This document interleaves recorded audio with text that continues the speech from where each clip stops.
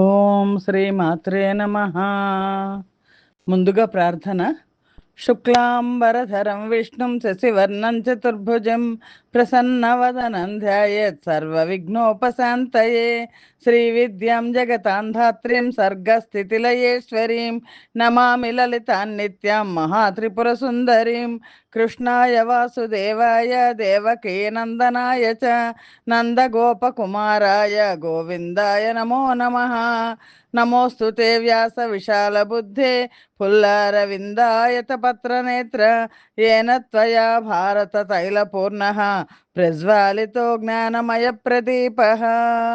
శ్రీమాత్రే నమః.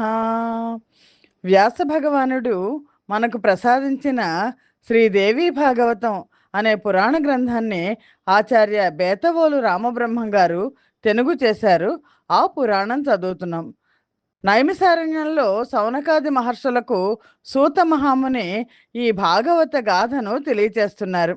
వ్యాస భగవానుడు జనమేజయుడి దగ్గరికి వచ్చి దేవి మహాత్మ్యాన్ని గురించి, దేవి ఆవిర్భావాన్ని గురించి, మహిషాసురుడితో దేవి చేసిన యుద్ధాన్ని గురించి వివరిస్తున్నారు. ఆ గాథని ఇవాళ మనం చదువుతున్నాం. మహిషాసురుడిని వధించడం కోసం దేవికి అందరూ ప్రార్థించినప్పుడు వివిధ భూషణాలతో, వివిధ ఆయుధాలతో కన్నులు చెదిరిపోయేటట్లు కనిపిస్తున్న మహాదేవిని చూసి దేవతలందరూ విస్మయానంద విమోహితులై భక్తి పారవస్యంతో స్తుతించారు. ఓ జగన్మాత, శత్రుపీడితులమైన మాకు విజయం ప్రసాదించు, శుభ పరంపరలు కల్పించు, మదగర్వితుడై వరదర్పితుడైన మహిషాసురుణ్ణి సంహరించు. వాడు మహామాయావి, ఖలుడు, స్త్రీవధ్యుడు, నానా రూపాలను ధరిస్తూ సకల దేవతలను హింసించడం వాడికొక క్రీడా వినోదం. మా అందరికీ తల్లి నువ్వే దిక్కు, కాపాడు తల్లి, కాపాడు అంటూ దేవతలందరూ కూడా ఆ దేవిని ప్రార్థించారు. దేవతల స్తోత్ర పాఠాలకు జగన్మోహిని సంబరపడింది. చిరునవ్వులు చిందిస్తూ శుభాశీస్సులు పలికింది. దేవతలారా, ఇక నిర్భయంగా ఉండండి. మహిషాసురుణ్ణి నేను సంహరిస్తాను, ఇప్పుడే సంహరిస్తాను అంటూ మరొక్కసారి నవ్వింది. సురలారా, ఈ సృష్టిలో ఇదొక విచిత్రమైన సంఘటన. బ్రహ్మ, ఇంద్ర, విష్ణు, రుద్రులు కూడా మహిషాసురుడికి భయపడిపోయారు అంటే ఎంత ఆశ్చర్యం. ఒక్కొక్కసారి దైవబలం ఘోరంగా దుర్జయంగా ఉంటుంది. సుఖ దుఃఖాలకు కాలమే కర్త. సృష్టి, పాలన, సంహారాల నిర్వహణకు సమర్థులు త్రిమూర్తులు. వారు కూడా మోహంలో మునిగారు, మహిషాసురుడి పీడలకు లోనయ్యారు అని పరమేశ్వరి ఒక క్షణం ఆగింది. చిరునవ్వు క్రమక్రమంగా వికటాట్టహాసం అయింది. కనులు ఎరుపెక్కాయి, ముఖం గంభీరమైంది. ఆ వికటాట్టహాస భీషణ ధ్వని దిగ్దిగంతాలకు వ్యాపించింది. భూమి కంపించింది, పర్వతాలు కదిలిపోయాయి, సముద్రాలు గూర్నిల్లాయి, మేరు పర్వతం గడగడలాడింది, మహారాక్షసుల గుండెలు దడదడలాడాయి. దేవతలు జయ జయ ధ్వనాలు చేశారు, పాహి పాహి అన్నారు.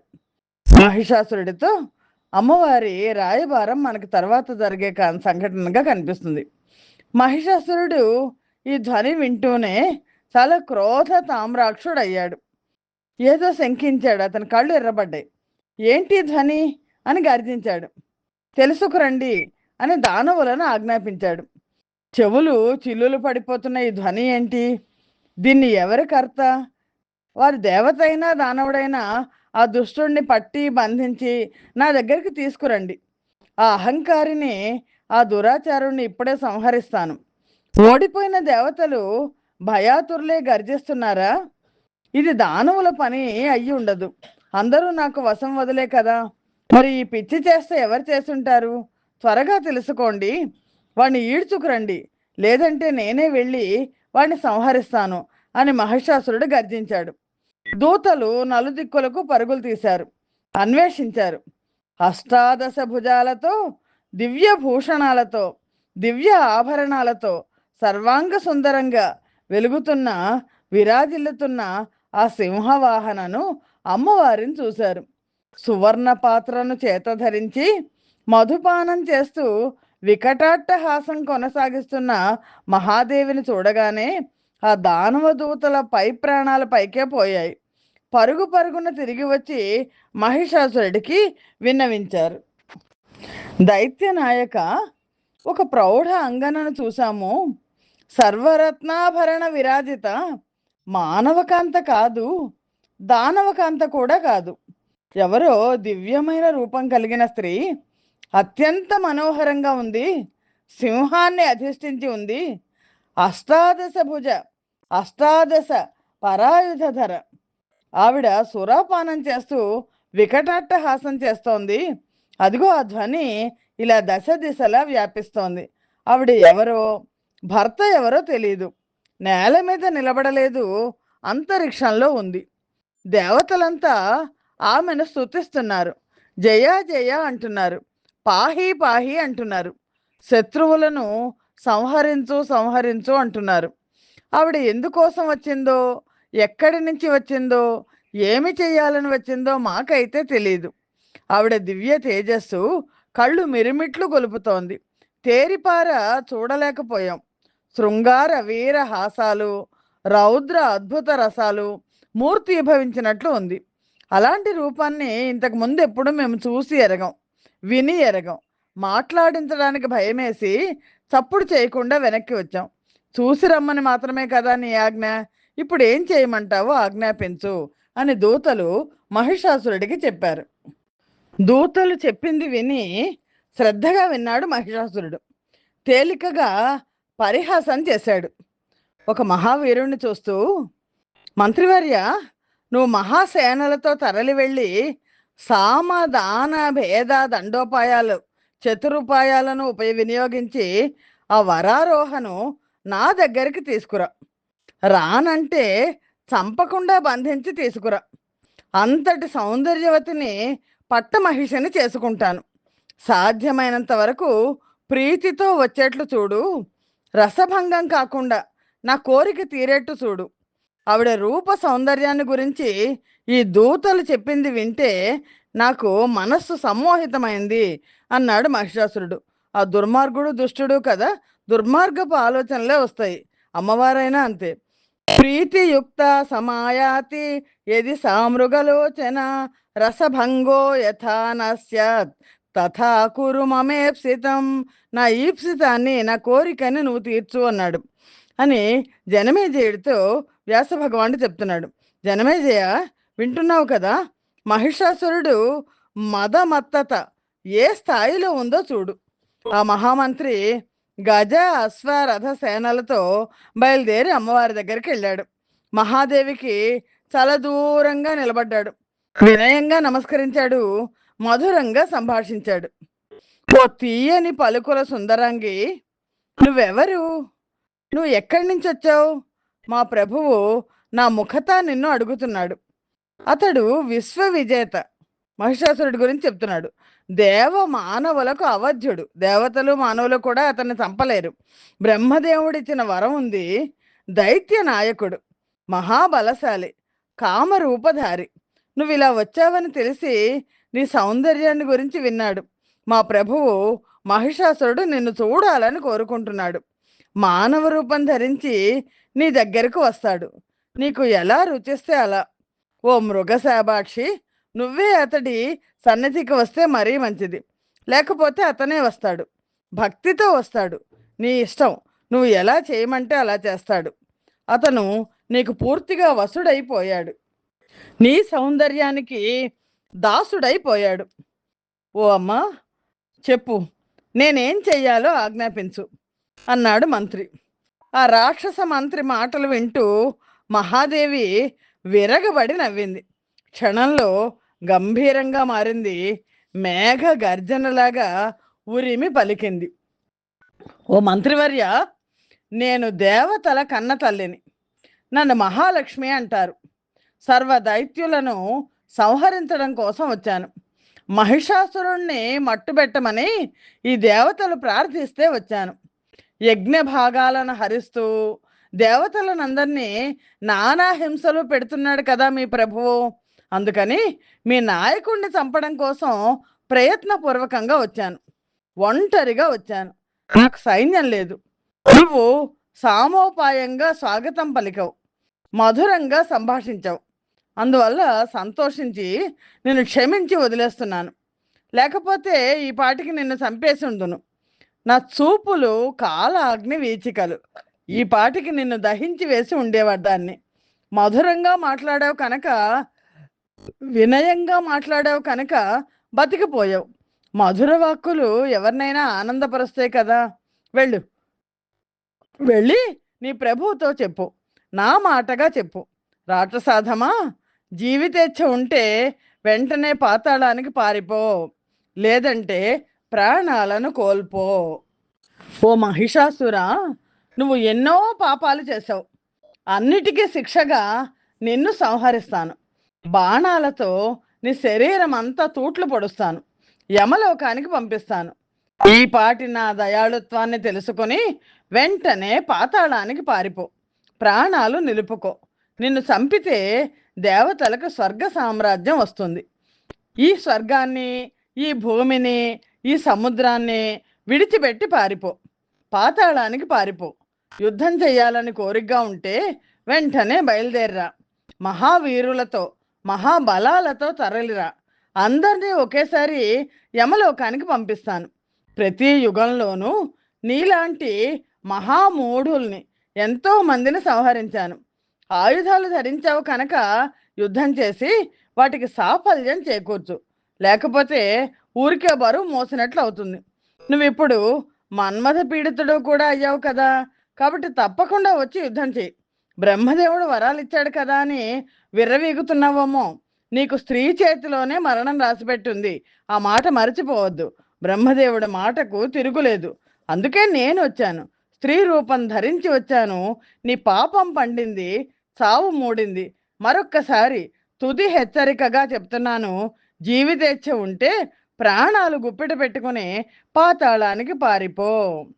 మహాదేవి ఇచ్చిన ఈ సందేశాన్ని శ్రద్ధగా విన్నాడు ఆ మంత్రివర్యుడు. భయాన్ని దాచుకుంటూ మరింత వినయంగా సంభాషించాడు. మంత్రివర్యుడు ఇలా అంటున్నాడు: దేవి, ఆడవాళ్ళకి తగినట్టు మాట్లాడావు, కానీ ఒక విషయం ఆలోచించు. మా ప్రభువెక్కడా, నువ్వెక్కడా? యుద్ధానికి రమ్మని అడుగుతున్నావు. ఇద్దరికి యుద్ధం ఎలా జరుగుతుంది? నువ్వేమో ఒంటరివి, పైగా చిన్నదానివి, నూతన యవ్వనంలో ఉన్నావు, సుకుమారివి. మరి అతడో మహిషుడు, మహాకాయుడు, కఠినుడు, అనంత సైన్య సమేతుడు, భీకర శస్త్రాస్త్ర సమన్వితుడు. నిన్ను చాలా తేలిగ్గా సంహరిస్తాడు. మదగజం ఒక మాలతీ పుష్పాన్ని నలిపేసినట్లు నిన్ను చిదివేస్తాడు. కశ్రమ కరిరాజస్య మాలతీ పుష్పమర్దనే మారణే తవ వామోరు మహిషస్య తథారణే. ఇంతకంటా ఆ మంత్రి అంటున్నాడు: పరుషంగా మాట్లాడదామంటే సంశయిస్తున్నాను, శృంగారానికి రసభంగం అవుతుంది అని భయపడుతున్నాను. మా రాజు నీ పట్ల భక్తి తత్పరుడు, సామధానాలు రెండే ఉపయోగించమని ఆదేశించాడు. అందుకని ఆగుతున్నాను. లేదంటే ఇంత పరుషంగా మా స్వామిని నిందించిన నిన్ను ఈ పాటికి ఒకే ఒక్క బాణంతో సంహరించి ఉండేవాడిని. మంత్రి చెప్తున్నాడు అమ్మవారితో. రూప యవ్వన గర్వంతో, మిథ్యాభిమానంతో మేర మీరి పలుకుతున్నావు. నీ అందాన్ని గురించి విని మోహితుడయ్యాడు కదా అని లోకువ కట్టినట్లున్నావు. అందుకనే నేను నిన్ను సంహరించకుండా ప్రియంగా మాట్లాడాల్సి వస్తోంది. సకల రాజ్యాన్ని, సకల కోశాన్ని మా ప్రభు నీకు సమర్పిస్తాడు. అనుకూలంగా అభిప్రాయం ఏర్పరచుకో. రోషానికి పోయి మరణాన్ని కోరి తెచ్చుకోకు భామిని. ఆలోచించు. ఇంతగా కాళ్ళ వేళ్లాపడి బతిమలాడుతున్నాను, భక్తితో నీ కాళ్ళకు మొక్కుతాను. మా ప్రభువును తిరస్కరించకు. వెంటనే మహారాజ్ఞిగా పట్టాభిషేకం జరిపించుకో. ఓ శుచిస్మిత, ముల్లోకాలు నీకు పాదాక్రాంతం అవుతాయి. అతడితో సంసార సుఖాలను అనుభవించు. ఈ మాటలకు మహాదేవి మరొక్కసారి నవ్వింది. సౌమ్యంగానే సమాధానం చెప్పింది అమ్మవారు. వినవయ్యా వెర్రివాడా, నువ్వు మహిషుడికి ఆప్తుడివి, ముఖ్యుడివి అనుకుంటా. అలాగే కనిపిస్తున్నావు. నీ పశుబుద్ధి ప్రతి మాటలోనూ తొణికిసలాడుతోంది. నీలాంటి వాడు మంత్రిగా ఉన్నాడంటే ఇంకా అసలు వాడు ఎంత బుద్ధిమంతుడో, అసలు వాడు ఎంత బుద్ధిమంతుడో తెలుస్తోంది. దొందుకు దొందే అన్నట్లు సరిపోయింది. విధి ఎంత చక్కగా సమకూర్చింది మిమ్మల్ని ఇద్దరిని. నేను ఆడదాన్నే, పురుషుణ్ణి కాను, స్త్రీ వేషం కూడా ధరించాను. నీ ప్రభువు ఆడదాని చేతిలో మరణం కావాలని బ్రహ్మదేవుణ్ణి యాచించాడు కదా.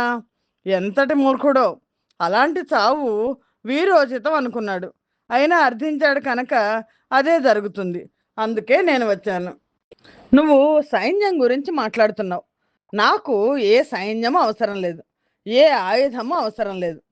దైవం ప్రతికూలించిన వాణ్ణి చంపడానికి ఓ గడ్డి పరక చాలదు, అదే వజ్రాయుధం అవుతుంది.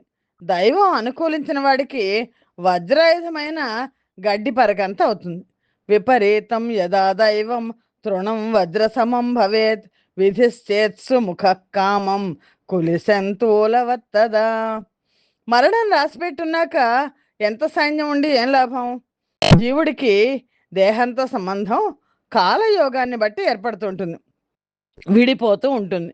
సుఖ దుఃఖాల లాగానే మృతి కూడా ముందే రాసి పెట్టి ఉంటుంది.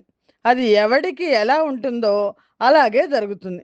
మార్చడం ఎవ్వరి వల్ల కాదు, బ్రహ్మాదులకే తప్పదు ఈ ఉత్పత్తి వినాశనాలు. ఇంకా నీకు నీ ప్రభువుకునా మృత్యువును తప్పించుకోలేని వారు ముచ్చటపడి ఇచ్చిన వరదానాలతో నీ ప్రభువు లాంటి వాళ్ళు మాకు మరణం లేదు అని విర్రవీగితే దాన్ని ఏమనాలి? ఇంతకన్నా మూర్ఖత్వం వేరే ఉంటుందా అని అమ్మవారు చెప్తోంది. ఏ మృత్యుద్ధర్మిణస్తేషాం వరదానేన దర్పితా మరిష్యామో న మన్యంతే తే మూఢ మందచేతసః. అందుకని ఓ మంత్రి, నువ్వు త్వరగా వెళ్ళు, నీ ప్రభువుకు చెప్పు. అతడు ఏది ఆజ్ఞాపిస్తే అది నువ్వు చెయ్యాలి కదా. ఉద్యోగివి, అందుకని నిన్ను తప్పు పట్టడం లేదు, వెళ్ళు. నా మాటగా చెప్పు. ఇంద్రుడు రేపటి నుంచి స్వర్గాధిపతి అవుతాడని, దేవతలే హవిర్భోక్తలు అవుతారని, మీరంతా పాతాళానికైనా పారిపోండి, లేదా ప్రాణాలనైనా కోల్పోండి. మొన్నటి యుద్ధంలో విష్ణుమూర్తితో సహా దేవతలందరినీ జయించామనుకుంటున్నారు కదా, అలా గర్వపడద్దని చెప్పు. అది నీ ప్రభు శక్తి కాదు, బ్రహ్మ ఇచ్చిన వరం శక్తి అని తెలుసుకో, వెళ్ళు అని ఖచ్చితంగా చెప్పింది అమ్మవారు. అంతా విన్నాడు మంత్రి. మంత్రి ఆలోచనలో పడ్డాడు. ఇప్పుడు ఏం చేయాలి? ఈవిడితో యుద్ధం చేయనా, తిరిగి వెళ్ళనా? ప్రభువు కామాతురుడే సంబంధం చక్కబెట్టి రమ్మని పంపించాడు. నేను విరసం చేసి ఎలా వెళ్ళను? అందుకని యుద్ధానికి దిగడం సమంజసం కాదు. ఎలా వచ్చానో అలాగే వెళ్ళి జరిగింది జరిగినట్లు మహిషాసురుడికి విన్నవిస్తాను. తర్వాత ఏం చేయాలో ఆ బుద్ధిమంతుడు నిర్ణయించుకుంటాడు. సచివులతో నిపుణులతో చర్చించి నిర్ణయం తీసుకుంటాడు. అంతే. నేను సాహసం చెయ్యకూడదు. నా జయమైన పరాజయమైన ప్రభువుకి అప్రియమే అవుతుంది, కోపం వస్తుంది. ప్రభువులు కదా, కోపం ముందు పుట్టి తర్వాత వాళ్ళు పుడతారు. అందుకని బుద్ధిగా తిరిగెళ్ళి ఈ సుందరాంగి మాటలు యథాతథంగా చెప్తాను. ఆ తర్వాత ప్రభు ఇష్టం. ఇలా ఒక నిశ్చయానికి వచ్చి ఆ మేధావైన మంత్రి శీఘ్రంగా తిరిగి వెళ్ళిపోయాడు. మహిషాసురుడికి నమస్కరించి నిలబడి ఇలా చెప్తున్నాడు. మహారాజా, సింహవాహనం పైన కూర్చున్న ఆ సుందరాంగిని చూశాను. 18 చేతులతో అనేక ఆయుధాలతో విరాజిల్లుతోంది. దేవి, మా మహిష మహారాజును వరించి పట్టమహిషివై ముల్లోకాలు ఏలుకో. మా ప్రభువు నీకు దాసుడై నీ ఆజ్ఞలు నెరవేరుస్తూ నీకు ప్రియం కలిగిస్తాడు అని వినయంగా మనవి చేశాను. ప్రభు, నా మాటలకు ఆ భామిని చిరునవ్వులు చిందించింది, కళ్ళు పెద్దవి చేసి చూసింది. మంత్రి, ఎంత మూర్ఖుడివి! దున్నపోతంటే పశువులలోకెల్లా అధమాధమం కదా, దేవతా ప్రీతి కోసం దాన్ని బలిస్తారు. మీ మహిషుణ్ణి పెళ్లి చేసుకోవడానికి నేనేమైనా పశువునా? మరొక మహిషిని చూసి పెళ్లి చెయ్యి. కొమ్ములు కొమ్ములు రాసుకుంటూ తిరుగుతారు, అరుచుకుంటూ క్రీడిస్తారు. మూర్ఖుడా, వాడిని పెళ్లాడడం కాదు, నీ ప్రాణాలు తీస్తాను, వాడి ప్రాణాలు తీస్తాను. పాతాళానికి పారిపోమ్మను, లేదా నా చేతిలో మరణం తప్పదని చెప్పు, పో అని గద్దించింది. ప్రభు బాగా ఆలోచించి నేను ఇలా తిరిగి వచ్చాను. అసలు ఆ క్షణంలోనే ఆ సుందరిని సంహరిద్దామని అనుకున్నాను. రసభంగం అవుతుందేమో, మీ ఆజ్ఞ లేదు కదా అని ఆలోచించి చేతులు కట్టేసుకున్నాను. జరిగింది ఇది ప్రభు. ఇటుపైన ఏం చెయ్యాలో దేవర వారి దివ్య చిత్తం. రణమా మరణమా, ప్రయాణమా పలాయనమా ఆలోచించి ఏది శ్రేయస్కరమో నిశ్చయించండి అని విన్నవించాడు. ఇలాగా మంత్రి మహిషాసురుడితో చెప్పారని జనమేజయుడికి వ్యాస భగవానుడు చెప్తే, నైమిసారణ్యంలో సౌనకాది మహర్షులకు సూత మహాముని తెలియజేశారు. ఆ తర్వాత ఏమైంది అన్నది తర్వాత సంచికలో చూద్దాం. స్వస్తి ప్రజాభ్య పరిపాలయంతాం న్యాయేన మార్గేణ మహిమహీషాః గోబ్రాహ్మణేభ్య శుభమస్తు నిత్యం లోకా సమస్తా సుఖినో భవంతు. సర్వం శ్రీమాత చరణారవిందార్పణమస్తు. యదక్షర పదభ్రష్టం మాత్రహీనం తేద్భవేత్ తత్సర్వం క్షమ్యతాం దేవి నారాయణి నమోస్తుతే. శ్రీమాత్రే నమః.